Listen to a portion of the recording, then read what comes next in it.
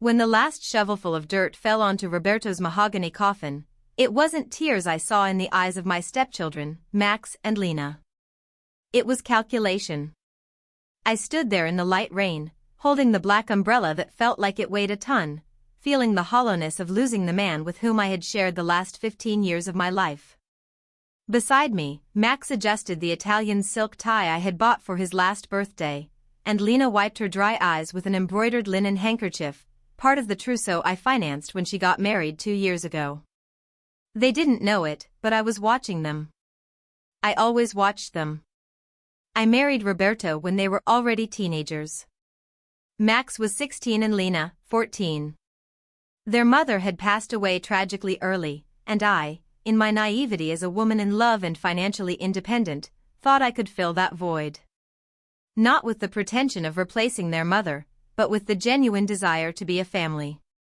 Roberto was a charming man, a visionary architect, but terrible with finances. When we met, he was on the brink of bankruptcy, drowning in debt that he hid from his children to maintain the image of the successful patriarch. I fell in love with him, not his bank account, which was in the red, and I took charge. For 15 years, I was the invisible strongbox of this family. While the priest recited the final prayers, my mind wandered to the bank statements of the last decades. Max's medical school? That was me. The astronomical tuition, the apartment near campus, the brand new car he got when he passed the entrance exam. Roberto wept with pride at the graduation, and Max thanked his hero dad for the support. I was there, in the second row, clapping, having signed the check for that entire operation. Max gave me a formal hug and a cold, distant thank you, Renata. I accepted it, thinking respect would come with time. And Lena? Ah, Lena. The apple of her father's eye. When she decided she wanted to open an imported clothing boutique, Roberto looked at me with that pleading gaze. I injected the initial capital. I paid for the trips to Paris and Milan. I covered the losses for the first 3 years until the business took off. Her wedding? A fairy tale event for 400 people. The French lace dress, the luxury buffet, the honeymoon in the Maldives. Everything came out of my personal account, from my investments, from the wealth I had built before I even met Roberto. They were always cold. Polite, yes, but with that icy politeness reserved for staff or distant acquaintances. There was never a mom, nor even an affectionate stepmom. I was Renata. Or, behind my back, as I once discovered, Dad's wife. But the money? The money they accepted without hesitation. They never refused a gift, a transfer, a credit card payment. I was the ATM with feelings they ignored. The burial ended. We returned to the house, our house. The colonial-style mansion we renovated together. I entered the living room, feeling the oppressive silence of Roberto's absence. Max and Lena entered right behind me, but something in their posture had changed. The performative sadness of the cemetery vanished instantly, replaced by a predatory arrogance. Renata, we need to talk, Max said, dispensing with formalities. He didn't even wait for me to sit down. We know today is a difficult day, but life must go on. And we have practical matters to resolve. I sat in the blue velvet armchair, my favorite. I looked at them. Lena was prowling around the fireplace, running her hand over the decor objects as if taking a mental inventory. Practical matters? I asked, my voice hoarse. Your father was just buried, Max. Exactly, Lena intervened, turning with a smile that didn't reach her eyes. And with Dad's death, the dynamic of this family changes. You see, Renata, we tolerated your presence all these years out of respect for him.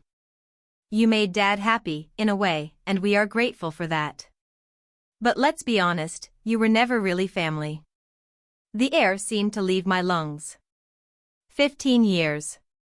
15 years of Christmases, Easters, illnesses cured, problems solved. Excuse me? I whispered. You were our father's wife, Max continued, pulling an envelope from his inner jacket pocket. But blood speaks louder. This house, this estate, this is the Richter legacy. It is our mother's and our father's inheritance. And we don't feel comfortable with strangers living on the family property. He placed the envelope on the coffee table. It was an extrajudicial notification. What is this? I asked, though I already suspected. An amicable agreement, Lena said, sitting on the arm of the sofa with irritating naturalness. We are willing to give you 30 days to organize your move. You can take your personal belongings, clothes, jewelry that Dad may have given you. The rest, the furniture, the artwork, the cars, stays. It's part of the estate. You are kicking me out? Disbelief fought with fury inside me. From my own house? Our father's house, Max corrected, raising his voice. Renata, don't make this difficult. We consulted lawyers. As a widow, you have certain rights, but we are the legitimate heirs. And honestly, we think you've already taken advantage of Dad's money enough. Luxury cars, trips, this easy life. It's over. The well has run dry. I looked at them and saw the true face of greed. They really believed the narrative they had created. They believed Roberto was the millionaire and I, the opportunist who hitched a ride on his life. They knew nothing. They didn't know that Daddy's money had run out in 2005. They didn't know that the trust fund paying their allowances came from my company's dividends. You think I was a freeloader? I asked, feeling an icy calm take over my body. It was the same calm I felt before closing a big deal. We think you were a high-end escort who got lucky, Lena shot back, venom dripping from every syllable. But the contract is over. The boss died. And we, the owners of the company, are firing you. Max laughed, a dry, cruel sound. High-end escort. Good one, Lena. Look, Renata, you're a smart woman. You must have saved some money from the allowance Dad gave you. Use it to rent an apartment. But this house? This house is for the family. And, as we said at the wake to close friends, only special people, by blood, have a place here. Those words echoed in my mind. Only special people. I remembered a text I read once, about a mother excluded from her son's wedding. Her pain was mine now. But unlike her, I wasn't just hurt. I was armed. They didn't know it, but by declaring war on me, they were marching straight into a minefield I had designed myself, not out of malice, but out of precaution. Roberto, in his moments of lucidity about his own bankruptcy and his children's spoiled ingratitude, had agreed to everything. I stood up from the armchair. My knees were no longer shaking. 30 days? I asked, taking the envelope without opening it. 30 days. And not a day more, Max sentenced, looking at his watch as if I were taking up his precious time. And don't try to take anything of value. We're doing an inventory tomorrow with our lawyer. Understood, I said, walking toward the stairs. If you'll excuse me, I'm going to my room. I have many calls to make. Do that, Lena shouted as I went up. Start by calling a moving company. I entered the main office, which they thought was Roberto's sanctuary, and locked the door. My hands went straight to the painting on the wall, shifting it to reveal the safe. The strongbox. Inside were not jewels or cash. Inside was something much more valuable, the truth. The deeds. The prenuptial agreements with total separation of assets. The proof that the house was already mine 5 years before I met Roberto. The records of loans I made to their father's bankrupt company. And, most importantly, the documents for the life insurance policies and investments, all shielded, irrevocable, and exclusively in my name. They wanted the inventory? They wanted the inheritance? I picked up the phone. Not to call a moving company, but to call Dr. Weber, my lawyer and the executor of the real will.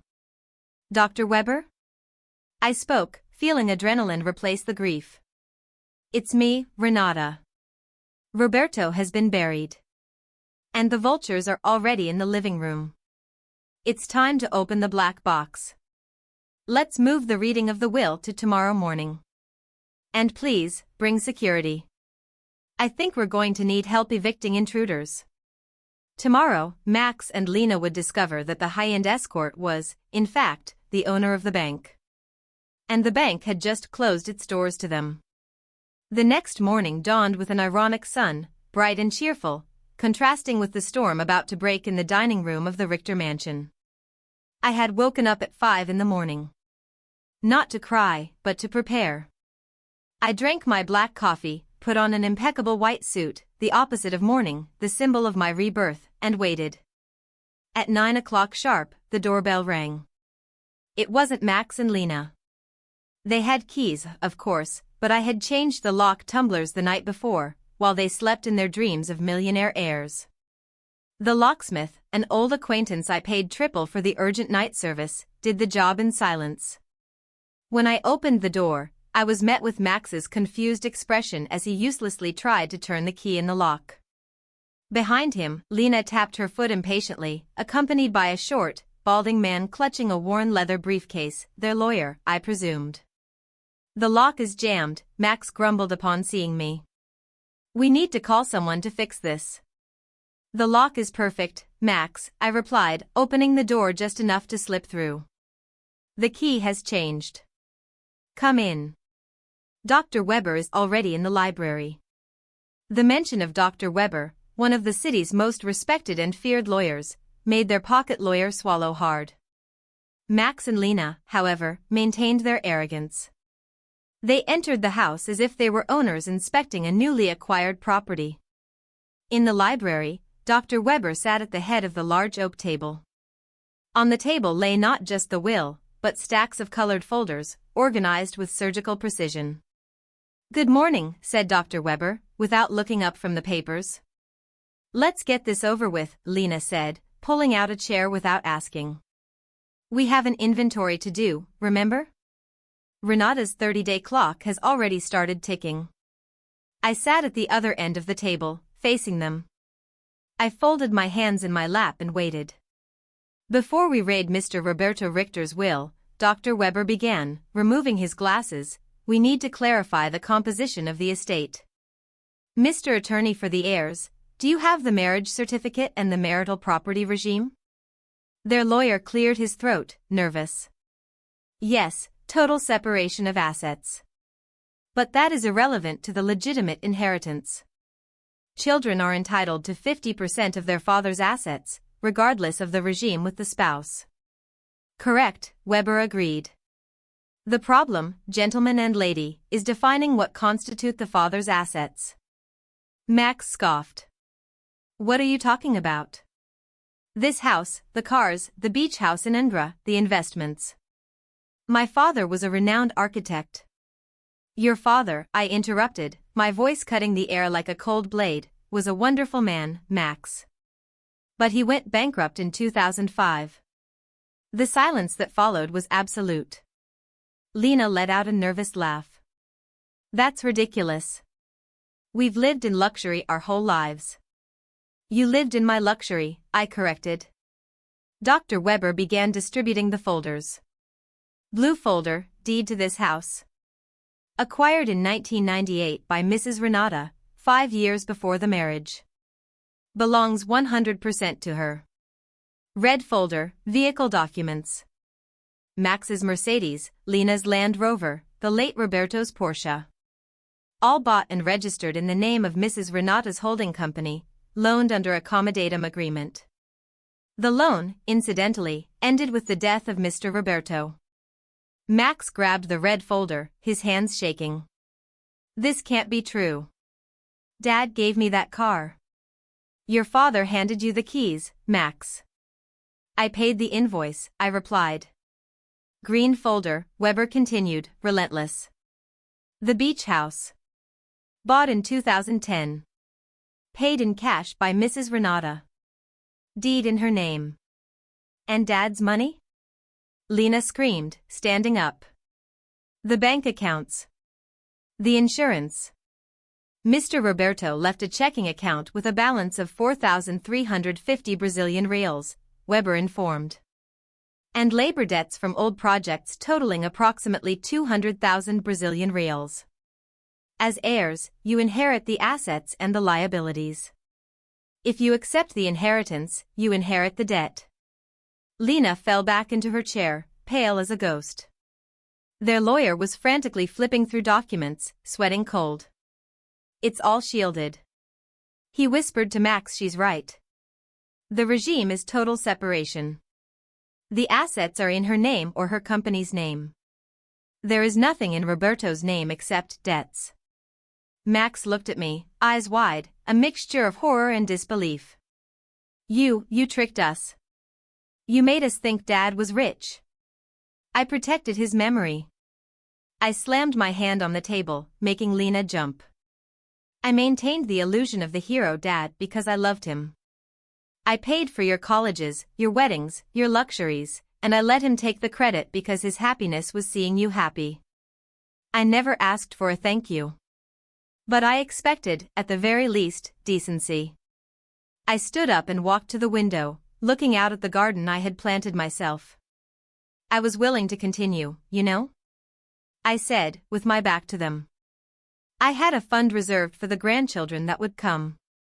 I planned to leave this house to you in my will. I saw you as children, even if you saw me as an ATM. I turned slowly to face them. But then came the funeral. And yesterday's conversation. Only special people. High-end escort. 30 days to get out. Renata, wait. Lena began, her voice trembling, the arrogant tone replaced by genuine panic. We were distraught. It was the grief. We didn't know. You didn't know the money was mine? I completed, with a sad smile. It's curious how your respect is tied to the source of the money. If it was Roberto's, I was a nuisance. Since it's mine, suddenly we're family again? We are family.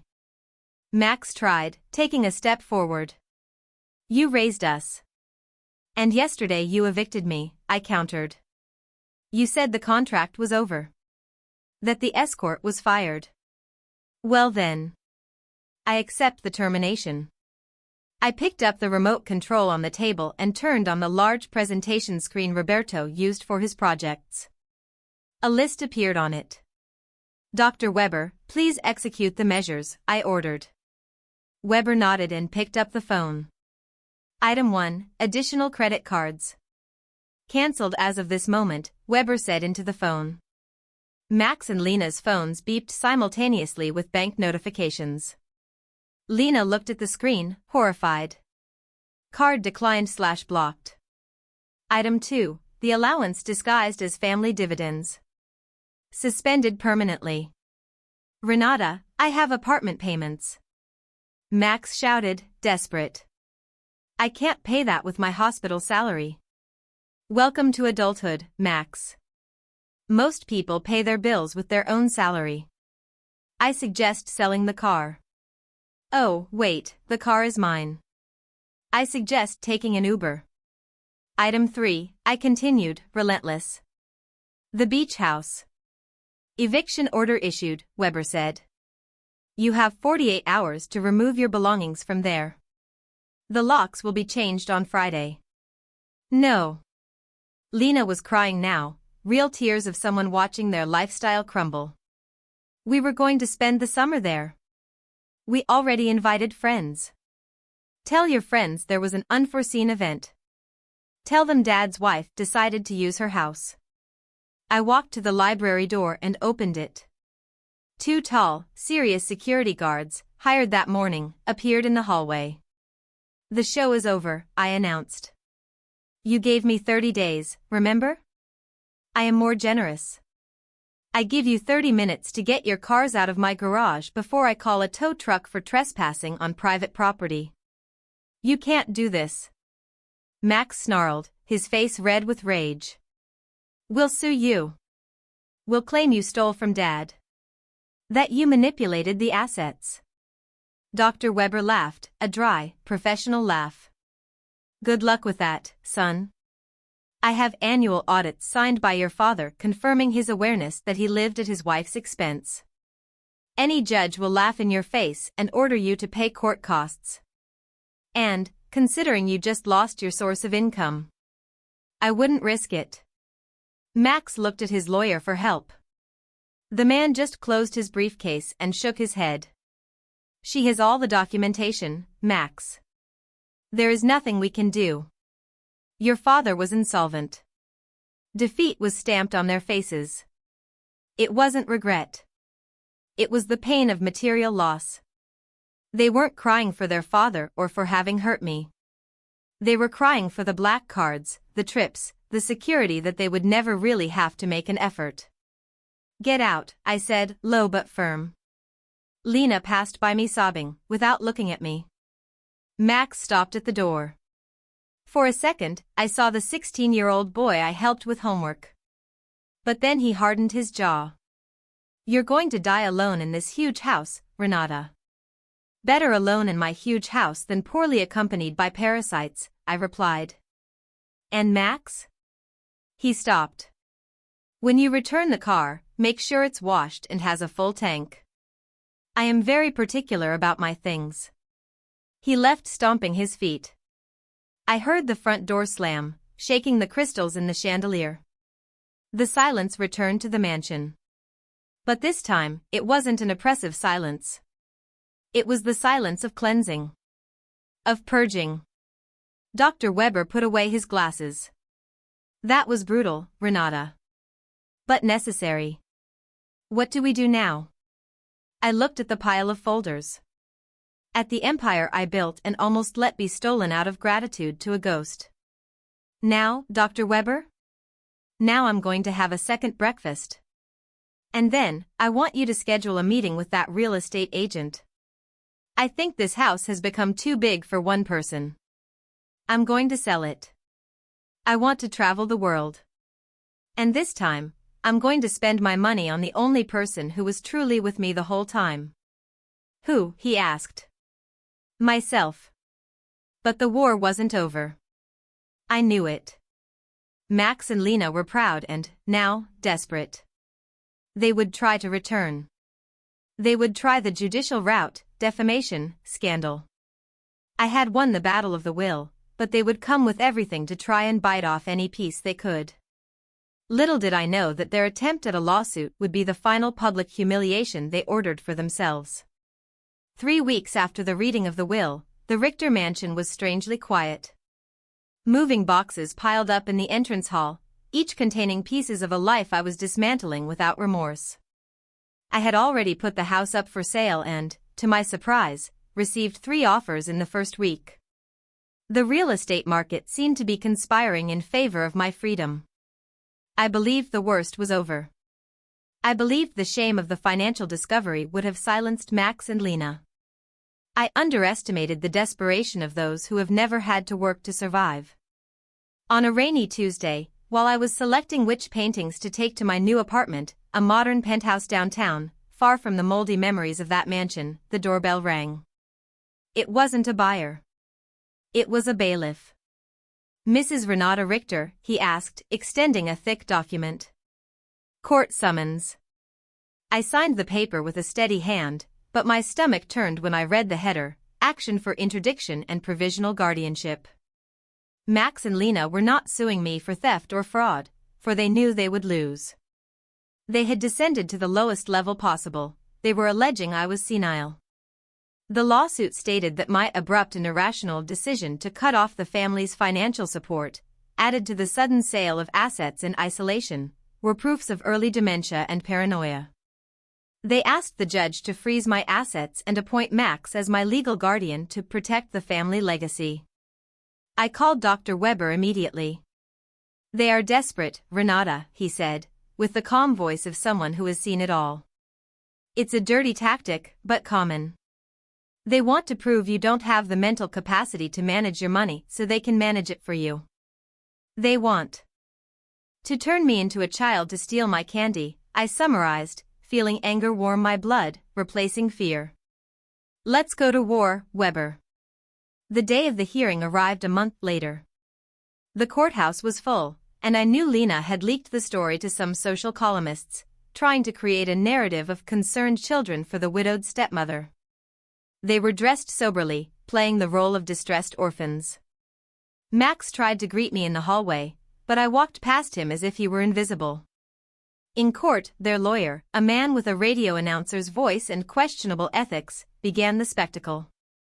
"Your Honor," he said, gesturing to me as if I were a broken museum piece. "We are here to save Mrs. Renata from herself. After the traumatic death of her husband, she entered a spiral of financial self-destruction. She evicted the children from home, cut emotional ties, and is liquidating valuable assets at bargain prices. The behavior is erratic, paranoid, and dangerous." Witnesses were called. A gossipy neighbor, whom I never gave the time of day, stated he saw me talking to myself in the garden. I was on the phone with my broker. Lena took the stand and cried crocodile tears, saying I had forgotten her wedding day, the day I was excluded, and that this proved my lack of memory. "She was always like a mother," Lena sobbed. "Seeing her like this, forgetting who we are, treating us like enemies, it's devastating. We just want to take care of her." It was a performance worthy of an Oscar. I almost applauded. Then, it was my turn. Dr. Weber didn't call character witnesses. He called documentary truth. "Your Honor," Weber began. "The prosecution alleges that Mrs. Renata is spending the family money irresponsibly. I would like to present Exhibit A." He projected onto the court screen the amounts I had spent on Max and Lena over the last 10 years.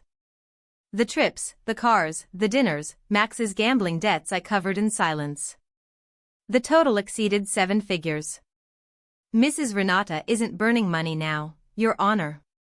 She stopped burning it. What the plaintiffs call dementia is, in fact, the first purely rational financial decision she has made in years, closing the tap on 2 adult parasites." The judge, a middle-aged man with glasses on the tip of his nose, flipped through the documents with interest. "And regarding the allegation of insanity," asked the judge, looking at me. "Mrs. Renata, why did you evict your stepchildren from the beach house?" I stood up. I didn't need a microphone. My voice filled the room. "Your Honor, I didn't evict them because I'm crazy. I evicted them because I woke up. For 15 years, I bought their affection. I paid to be tolerated. On the day of my husband's funeral, I heard from their own mouths that I was just a high-end escort and that my expiration date had passed. If recovering my dignity and my assets is a sign of madness, then I ask you to commit me, for I have never been so sane." Max stood up, red with rage. "That's a lie. She's making things up. It's the paranoia." "Silence," ordered the judge. Dr. Weber then presented the final card, a complete psychiatric report, done by a renowned expert the week before, at our request. The report attested to my full cognitive capacity, above-average intelligence, and total discernment. "Mrs. Renata is perfectly capable," read the judge. "And, from what I see in the records, she is the only financially responsible person in this family." The verdict was swift and brutal. The judge not only dismissed the request for interdiction but condemned Max and Lena for bad faith litigation. Using the judiciary to try to coerce an elderly woman into maintaining a luxurious lifestyle is, at the very least, immoral, sentenced the judge, looking at Max with contempt. "The request is unfounded. And, considering the vexatious exposure to which you subjected the defendant, I order the plaintiffs to pay all court costs, legal fees fixed at 20% of the value of the cause, and compensation for moral damages to Mrs. Renata." Lena collapsed in her chair. Max looked like he had been punched in the stomach. Not only did they not get my money, but now they owed me. I left the court without looking back. I heard Max shouting my name in the hallway, but I kept walking. My heels clicked on the marble, sounding like applause for my new life. 6 months later. I am writing this from the balcony of a villa in Tuscany. The afternoon sun illuminates the vineyards and the air smells of rosemary. I sold the mansion for an excellent price and invested the money in myself. I am taking an art history course, something I postponed for 30 years because Roberto said it was a waste of time and Max needed tennis lessons. The beach house was also sold. I used part of the money to create a foundation that helps elderly women protect their assets from family financial abuse. I called it the Strongbox Foundation. As for Max and Lena? News arrives, even if I don't seek it. Real life hit them like a freight train. Without my money and with their reputation stained by the ridiculous lawsuit they filed, they lost the social status they prized so much. Max had to sell the luxury apartment to pay the lawsuit debts and the compensation he owed me. Today, he lives in a 2-bedroom apartment in a distant neighborhood, and I heard his wife left him when the credit cards stopped working. He still works at the hospital, but now he takes extra shifts to pay basic bills. Lena met a similar fate. Her boutique went bankrupt without my capital injections. She tried to sell the brand, but no one wanted to buy a business that never made a real profit. She now works as a manager in a department store. They say she has aged 10 years in 6 months. Sometimes, I wonder if they learned anything. If they understood that money was the smallest thing I had to offer. But then I take a sip of my wine and realize it doesn't matter. The lesson wasn't for them. It was for me. I learned that being a stepmother isn't being a doormat. That love cannot be bought, and loyalty cannot be rented. And that the strongbox was never in the safe behind the painting. The strength was always in me. I raise my glass to the sunset. To the health of women who wake up, I whisper to the wind. And, for the first time in decades, I feel that I am truly special.